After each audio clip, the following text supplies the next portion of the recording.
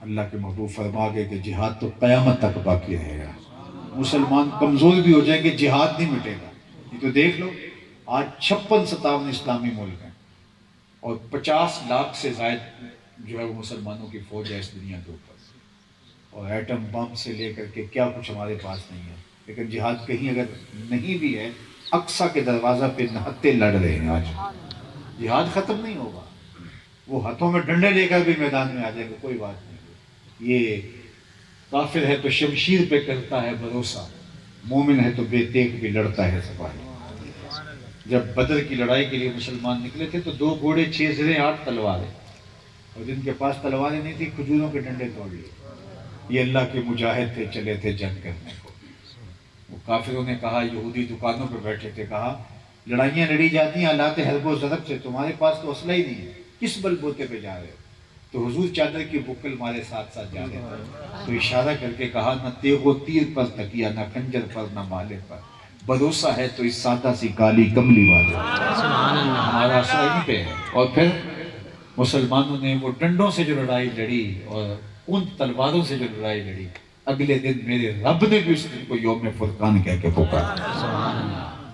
تو جہاد تو باقی رہے گا، لیکن بہرحال اس نے کوشش کی، اور اس لیے آج بھی ان کو سپورٹ کیا جا رہا ہے کہ مسلمانوں کے اندر رکھنا پیدا کیا جائے، ان کو جہاد سے ہٹا دیا جائے، لیکن اس امت سے جہاد کبھی ختم نہیں ہوگا، اور تا آنکہ حضرت امام مہدی آئیں، حضرت عیسیٰ آئیں اور اسلام کا غلبہ ہو۔ اور وہ وقت آنے والا ہے، وہ وقت دور نہیں ہے کہ حضرت عیسیٰ بھی آئیں گے، حضرت امام مہدی بھی آئیں گے۔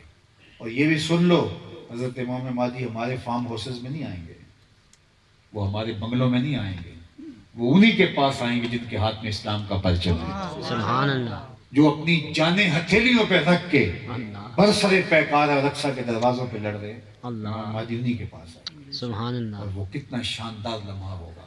سبحان اللہ اکبر، میرے اور آپ کے آقا و مولا نے کس فخر سے، کس شان سے کہا ہوگا، ہمارا وہ کیا منظر ہوگا جب عیسیٰ ابن مریم آئیں گے، لیکن امام تم سے ہوگا۔ اللہ، فجر کی نماز کا وقت ہوگا، اقامت کہی جا چکی ہوگی، اللہ، اور دمشق کی جامع مسجد کے شرقی مینار سے حضرت عیسیٰ اترے گے، تازہ آثار وضو آپ کے بدن سے حویدہ ہوں گے، پانی کے قطرات ٹپک رہے ہوں گے، سبحان اللہ، صفیں بن چکی ہوں گی، تو حضرت امام مہدی ان کو کہیں گے کہ آؤ مصلی پہ نماز پڑھائیں، حضرت عیسیٰ کہیں گے نہیں آپ ہی پڑھائیں، سبحان تو حضرت اللہ، امام مہدی نماز پڑھائیں گے، حضرت عیسیٰ پیچھے پڑھیں گے۔ تو میرے حضور نے فرمایا وہ کیسا منظر ہوگا جب ابن مریم آئیں گے لیکن امام تم سے ہوگا۔ سبحان اللہ، اللہ اکبر، اور پھر اللہ اسلام کو وہ شان عطا کرے گا، وہ عظمت عطا کرے گا۔ حضرت امام مہدی جب آئیں گے، حضرت عیسیٰ آئیں گے، اس وقت امت 3 گروہوں میں بٹ چکی ہوگی، ایک فرار کا راستہ اختیار کر چکا ہوگا، منطقے بگا رہا ہوگا، نہیں نہیں اتنی بڑی طاقتوں سے نہیں لڑا جا سکتا، ایک گروہ کاٹ دیا گیا ہوگا، شہید ہو گیا ہوگا، اور ایک گروہ لڑ رہا ہوگا، برسر پیکار ہوگا، اگرچہ وہ بہت زیادہ نہیں ہوں گے، تھوڑے ہوں گے۔ حضرت عیسیٰ ان کے پاس جائیں گے اور کہیں گے بتاؤ کیا کریں، یا تو میں بد دعا کرتا ہوں اور یہ خاشاک ہو جائے، اور یا پھر ہم لڑتے ہیں، دونوں میں سے ایک اختیار ہے، کیا ہے تمہارا؟ وہ کہیں گے کہ ہم تو لڑ کے میدان جائیں گے۔ اقبال نے کہا تھا، خریدے نہ ہم جس کو اپنے لہو سے، مسلمان کے لیے ننگ ہے وہ بادشاہ۔ وہ کہیں گے ہم تو لڑ کے، تو حضرت عیسیٰ فرمائیں گے چلیں پھر اللہ ہمیں فتح دے گا، اور پھر اللہ تعالیٰ اسلام کو ایسی شاندار فتح دے گا کہ یہ جو ہے وہ صہیونی بھاگتے ہوئے مارے جائیں گے، حتیٰ کہ درختوں کی اوٹ میں پتھروں کے پیچھے بھی چھپیں گے تو وہ بھی آواز دے کے کہیں گے ادھر آگے ظالم میرے پیچھے چھپا ہوا، اور اسلام کا پرچم بلند ہوگا۔ میرے حضور نے کیا فرمایا، صحیح حدیث ہے کہ پتھر اور اینٹ گارے کا بنا ہوا کوئی گھر، چمڑے اور اون کا بنا ہوا کوئی خیمہ باقی نہیں بچے گا جس میں کلمۃ الاسلام داخل نہیں ہوگا۔ گویا شرق سے غرب تک، شمال سے جنوب تک اگر کوئی جھنڈا سر بلند ہوگا تو میرے حضور کے نام کا جھنڈا بلند ہوگا۔ اللہ اسلام کو غلبہ دے گا، وہ وقت آنے والا ہے۔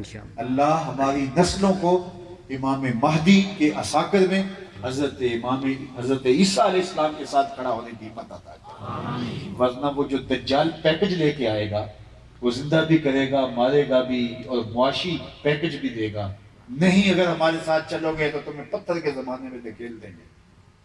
تو میں تو ڈرتا ہوں کہ ہماری تو ابھی تک تیاری نہیں. اگر آج دجال آ جائے تو کتنے لوگ دجال کے ساتھ کھڑے ہوں, اس کی دلیلیں ان کو سمجھ میں آئیں گی. ہاں ہاں جی ہمیں ڈالر بھی چاہیے, ہمیں دنیا کے ساز و سامان بھی چاہیے, تو وہ دلیلیں اور پیکج ایسے دے گا. لیکن جن کے سینے میں ایمان کا چراغا ہوگا ان کو دو آنکھوں کے درمیان دجال کے ماتھے کے اوپر ہے تو اس کی ایک آنکھ ہوگی, ماتھے کے اوپر لکھا ہوا دکھائی دے گا کافر, اور اس کو ان کے ٹکڑے بھی کر دے گا, لیکن وہ دجال کا ساتھ نہیں دیں گے, امام مہدی کا ساتھ دیں گے. یہ بات ذہن میں رکھیے گا کہ دجال جو ہے وہ اپنے فتنوں کے ساتھ تو ظہور پذیر ہو گیا, لیکن عملی طور پہ اپنے مجسم پیکر کے ساتھ جو ہے وہ ظہور پذیر ہونے والا ہے. ہم نے اپنی اولاد کو دجال سے نفرت بھی سکھانی ہے, اس کی پہچان بھی سکھانی ہے. ہم بھول گئے, صحابہ دجال کے بارے میں اپنی اولاد کو ایسے بتاتے تھے جیسے قرآن کی آیتیں سکھائی جاتی ہیں, اور ہم نے تو اپنے اولاد کو اور اپنی نسلوں کو حتیٰ کہ منبر و محراب سے بھی اللہ ماشاءاللہ بہت کم ہو گئے کہ دجال کے بارے میں ہم بتائیں.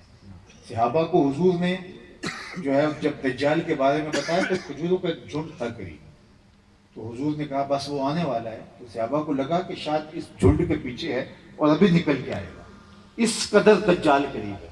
اور آج جس جگہ پہ ہم کھڑے ہیں اب تو دجال کا ظہور ہونے والا ہے, تو ہمیں دجال سے, دجالی فتنوں سے آگاہ ہونا پڑے گا اور عملاً نفرت کرنی ہوگی. آج بہت سارے دجالی فتنے ہمارے ہاتھوں میں اور ہمارے گھروں میں پہنچ چکے ہیں, اور اگر ہم نے اپنے آپ کو راست اقدام نہ کیا, راسخ عقیدہ مسلمان نہ بنایا, تو دجالی فتنوں کا ہم شکار ہو جائیں گے اور دجال کے پیروکار بن جائیں گے.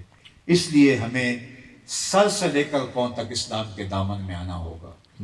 تو یہ ان کو بھی دجال کہا گیا جو جھوٹے مدعیان نبوت تھے, اور وہ دجال اعظم ہوگا, سب سے بڑا دجال جو بعد میں آئے گا. وقت سمٹ گیا, میں اسی پہ اپنی گفتگو کو ختم کرتا ہوں, اور اذان کے بعد انشاءاللہ دعا ہوتی ہے. السلام علیکم. وعلیکم السلام.